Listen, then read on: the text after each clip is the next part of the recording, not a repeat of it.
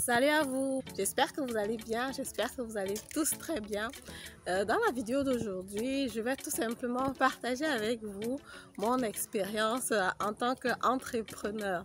Donc, ma transformation, comment est-ce que l'entrepreneuriat me transforme, comment est-ce que l'entrepreneuriat est en train de me transformer actuellement. Et aussi, je vais parler comme ça des peurs qu'on rencontre en tant qu'entrepreneur. Parce que moi, par exemple, j'étais salariée pendant vraiment longtemps. Je n'ai même pas souvent pensé à l'entrepreneuriat proprement dit. C'est vrai que j'ai toujours été très courageuse, j'ai toujours aimé oser, essayer des choses nouvelles. Donc, mais je ne sais pas pourquoi, jusqu'à présent, je n'avais pas encore vraiment pensé à l'entrepreneuriat ici en Allemagne, beaucoup plus en Afrique, parce que j'avais aussi souvent beaucoup accompagné mon papa sur des projets, perd son âme aujourd'hui. Et du coup, donc, cette année, quand je me lance sur l'entrepreneuriat, je me rends compte que c'est une très belle aventure. C'est possible aussi de le faire. Étant ici en Europe, c'est clair, c'est difficile. Il y a beaucoup d'autres réalités que celle de l'Afrique, du Cameroun notamment, que je connais assez bien. Mais l'entrepreneuriat a ses points positifs aussi. Et c'est ce dont je vais te parler comme ça dans cette vidéo. Bonjour, si vous voulez atteindre votre liberté financière, assurer votre retraite et laisser un patrimoine de qualité pour vos enfants, vous êtes sur le bon chemin avec Immobilier en Allemagne. Bonjour, mon nom c'est Madel de la chaîne Immobilier en Allemagne. Si j'ai créé cette chaîne, c'est parce que je suis convaincue que l'investissement immobilier, c'est l'un des piliers sur lesquels la diaspora africaine doit s'appuyer pour pouvoir émerger. Si tu veux me suivre dans cette belle aventure, je t'invite tout simplement à faire deux choses. T'abonner à ma chaîne et aussi activer les cloches de notification pour ne rien rater. Voilà, aujourd'hui la thématique est un peu différente. Je veux parler comme ça de l'entrepreneuriat, de ma transformation en tant qu'entrepreneur. Et puis, ce sera à vous de juger, hein, de prendre le bon, le mauvais, de vous décider aussi éventuellement à devenir entrepreneur plus tard ou non. Depuis donc que je suis entrepreneur, j'ai remarqué déjà que mon comportement a beaucoup changé sur le plan financier et aussi sur le plan discipline. Je m'explique.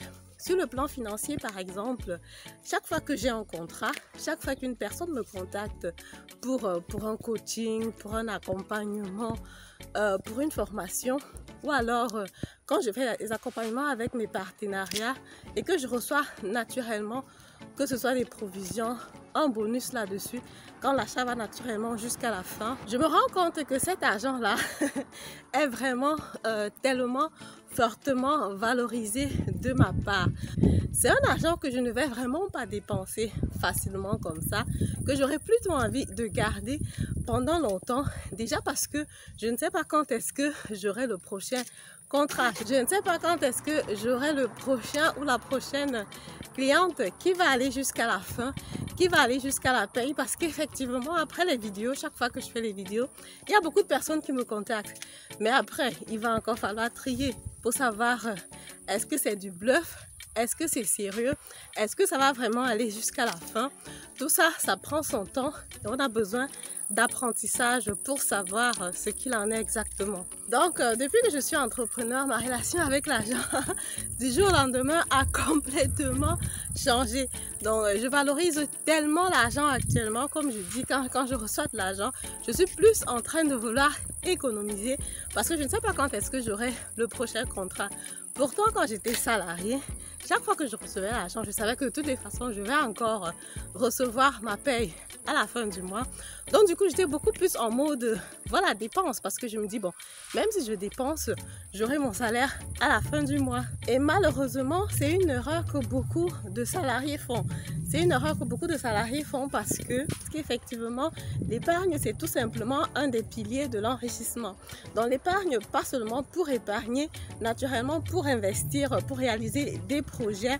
Mais quand tu es salarié, finalement, tu entres dans un engrenage où tu dépenses comme ça beaucoup plus que tu ne devrais. Donc du coup, en tant que salarié, moi je dirais que en tant qu'entrepreneur, forcément, actuellement, j'épargne plus que je ne le faisais que quand j'étais salarié. Donc l'entrepreneuriat m'a permis comme ça d'avoir une autre discipline financière que je n'avais pas jusqu'à présent, parce que j'apprends à plus valoriser cet argent-là. Ensuite, il y a donc le côté discipline.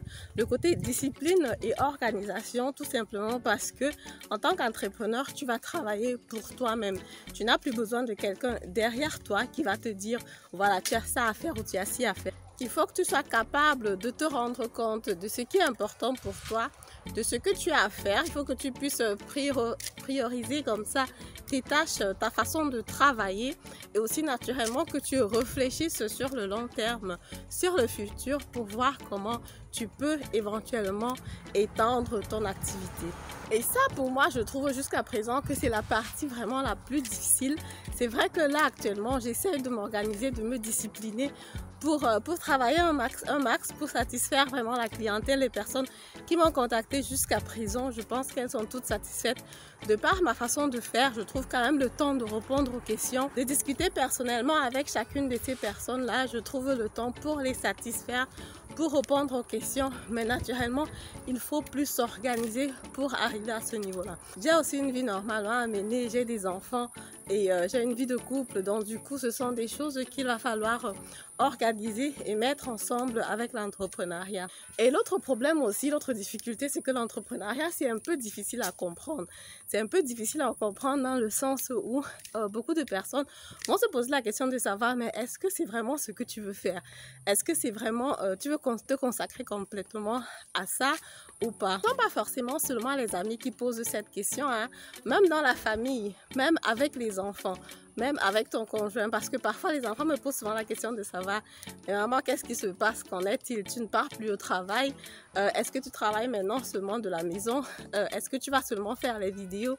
Donc du coup, c'est quelque chose que même les enfants qui étaient habitués à te voir aller au travail ne comprennent pas très bien ce qui est en train de se passer. Parce que bon, moi, j'ai par exemple mon fils aîné, il est déjà adolescent. Donc, il y a pas mal de choses qu'il comprend déjà.